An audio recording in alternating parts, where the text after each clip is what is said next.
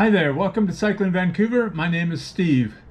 Now, as part of Ride 45, I cut across Beach Avenue when I ran into an amazing, unexpected sight.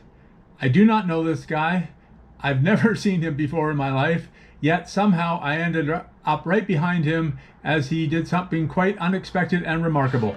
Thankfully, I did not pass him. Rather, I stayed and watched his whole performance as he coasted down Beach Avenue. I was quite surprised how many people failed to even see him as he went by.